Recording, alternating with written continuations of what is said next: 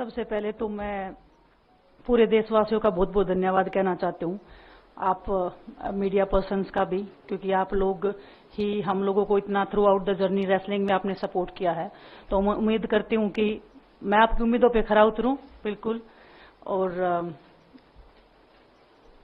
Congress party का मैं बहुत बहुत धन्यवाद करती हूँ, क्योंकि जब बोलते हैं ना कि बुरे टाइम में पता लगता है कि अपना कौन है। जब हम रोड पे घसीटे जा रहे थे तो छोड़ के बीजेपी को, देश में जितनी भी पार्टियां हैं वो हमारे साथ में थी, हमारे दर्द को समझ पा रही थी, हमारे आंसुओं को समझ पा रही थी। मैं बहुत प्राउड फील कर रही हूँ कि मैं एक ऐसी पार्टी में, एक ऐसी विचारधारा में हूँ जो महिलाओं के साथ हो रहा अन्याय और उनके साथ बुरे बर्ताव के खिलाफ खड़ी है। वो लड़ाई लड़ने के तैयार है, सड़क से लेकर संसद तक। और मैं विश्वास दिलाती हूँ पूरे देशवासियों को कि जो मेहनत, जो लगन से हमने रेसलिंग में काम किया है, हम चाहते हैं कि देश के हर एक नागरिक को जो दर्द, जो तकलीफ हमने झेली है, खासकर महिलाओं के लिए, हर एक उस महिला के साथ में हम खड़े हैं जो अपने आप को लाचार, अपने आप को बेबस समझती है।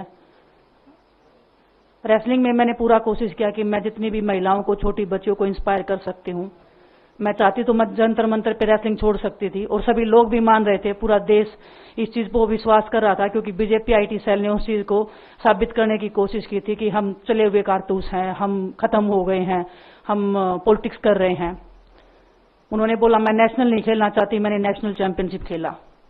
उन्होंने बोला ये ट्रायल्स दे के नहीं जाना चाहते, मैंने ट्रायल्स भी दिया। उन्होंने बोला कि ओलंपिक्स लेवल तक नहीं जाना चाहते, मैं ओलंपिक्स में गई, मैं फाइनल्स में गई। अनफॉर्चुनेटली परमात्मा को कोई और चीज मंजूर होगी। एक चीज मुझे पता है कि जब मेहनत आप करते हो तो जरूरी नहीं कि आपको उसी दिशा में मिले, कई बार दूसरी चीजों में भी आपको वो फल मिल जाता है। और परमात्मा ने मुझे मेरे देश के लोगों की सेवा करने का जो मौका दिया है, वो मैं मानती हूँ कि उससे बड़ा पुण्य का काम कोई नहीं हो सकता है। मेरे लिए बहुत प्राउड की बात है। एक मैं नई पारी की शुरुआत कर रही हूँ आज से। मैं चाहती हूं कि जो हमने फेस किया एज ए खिलाड़ी होने के नाते, उन सब खिलाड़ियों को वो चीज ना फेस करनी पड़े। हम उनकी लड़ाई में साथ हैं। शायद उनको आज हिम्मत मिले कि जो पार्टियां पावर में रहती हैं शायद वो साथ में नहीं खड़ी हो, लेकिन उनके बहन भाई हैं जो उनके साथ में खड़े हैं। और हमें पता है स्पोर्ट्स में कितना गलत होता आया है, नहीं बोल पाते हैं खिलाड़ी। आप हमसे देख लो, बजरंग के ऊपर डोप का बैन लगा दिया 4 साल का, सिर्फ किसी लिए कि सिर्फ उन्होंने आवाज उठाई थी हमारे साथ बैठ के। तो उसका भुगतान हम कर रहे हैं, आज तक कर रहे हैं, लेकिन हम डरेंगे नहीं, पीछे नहीं हटेंगे। जो लड़ाई थी वो जारी है, खत्म नहीं हुई है। कोर्ट में हमारा केस चल रहा है, वो लड़ाई भी हम जीतेंगे, जिंदगी की जंग भी हम जीतेंगे। खेल में जैसे हमने कभी हार नहीं मानी है, तो हम इस नए प्लेटफॉर्म पे जो आ रहे हैं, देश की सेवा का भाव, और सिर्फ बोलने तक सीमित नहीं रहेगा। ये हम दिल से हमने खेल किया है और दिल से हम ये काम करेंगे, जी जान से मेहनत करेंगे, अपने लोगों के बीच में रहेंगे। जो भी हम अपने लोगों का भला कर सकते हैं, चाहे कितना ही % हमारे हाथ में होगा, वो हम करने की कोशिश करेंगे। और मैं अपनी बहनों को बताना चाहती हूँ कि आपकी बहन आपके साथ में है। किसी भी मुसीबत में, किसी भी पल, किसी भी क्षण आप ऐसे मत समझना कोई भी आपके साथ में नहीं है। जब कोई नहीं खड़ा होगा तो मैं आपके साथ में जरूर खड़ी रहूंगी, कांग्रेस पार्टी आपके साथ में जरूर खड़ी रहेगी। ये हमने फील किया था, और मैं वादे से कह सकती हूँ, दावे से कह सकती हूँ कि बिल्कुल आपके साथ भी खड़े रहेंगे। बहुत बहुत धन्यवाद आप सबका। धन्यवाद दिनेश जी।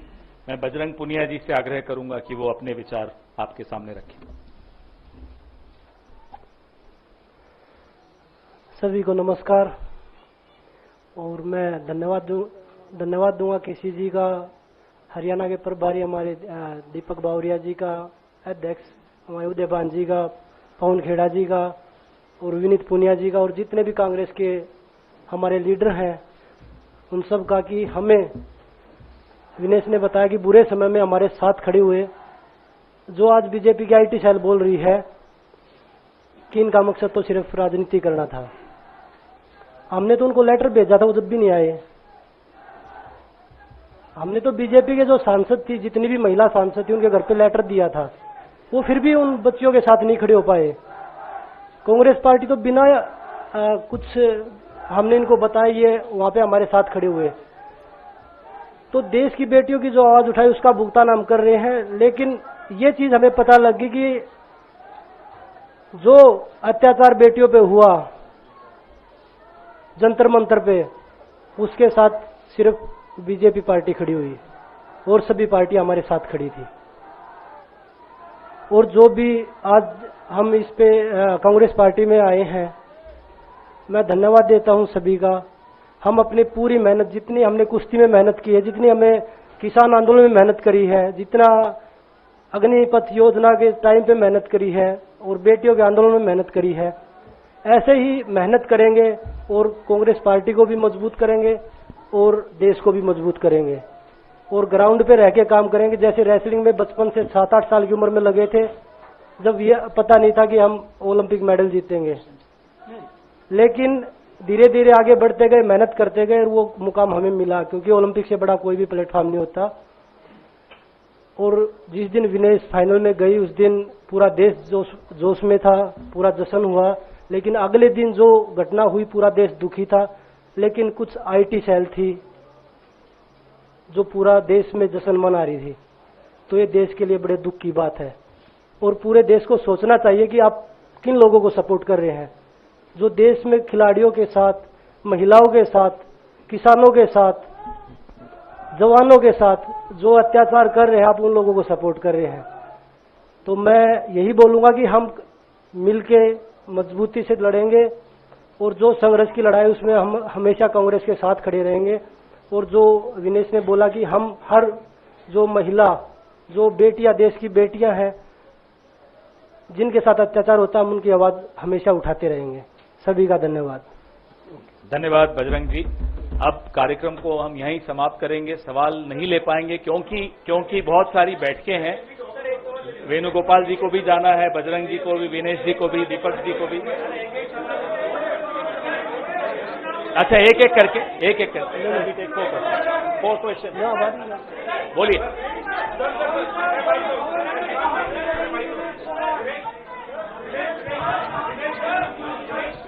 अगर ऐसे होगा तो कोई सवाल नहीं पूछ पाएंगे। मैं सवाल ले रहा हूं सवाल, ठीक है, ले रहा हूं। अगर आप चाहते हैं सवाल लें तो जब शांति रखेंगे तभी सवाल ले पाएंगे।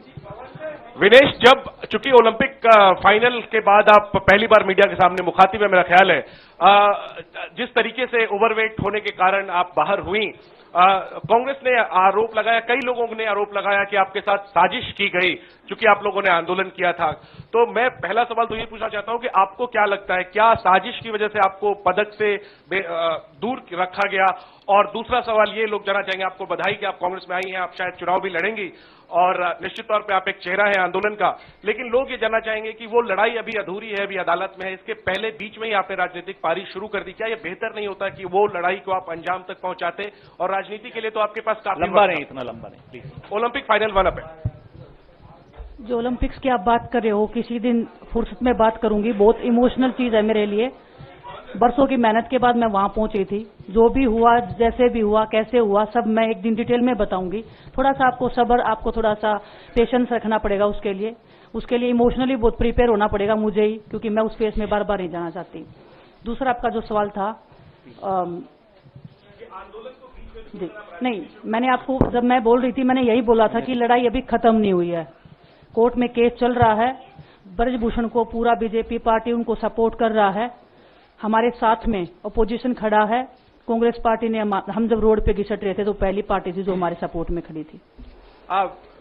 उन्होंने, उनको जो सपोर्ट दिया हुआ, आज हमारा परिवार हमारे सपोर्ट में खड़ा है। तो हमें एक ताकत मिलेगी, एक हौसला मिलेगा, क्योंकि आपको पता है इतनी बड़ी लड़ाई बिना हौसले के, बिना ताकत के नहीं लड़ी जाती है।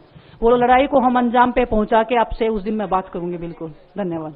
तो विनेश जी और बजरंग जी, मेरा आपसे सवाल है, क्योंकि आप कांग्रेस पार्टी में शामिल हो चुके हैं, लगातार ये खबरें चल रही हैं कि आप लोग चुनाव लड़ना चाहते हैं।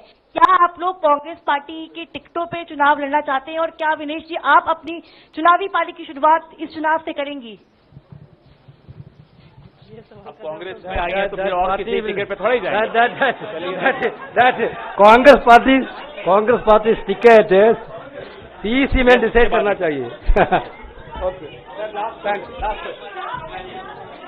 आ रहा माइक वहां। पवन जी, एक सवाल इधर से। पवन जी, आ रहा वहां भी आ रहा है। अरे पूछ रहे हो विनेश जी, 2 सीट आगे जो कयास लग रहे हैं वो 2 सीटों पर लग रहे हैं, एक जुलाना और एक चरखी दादरी।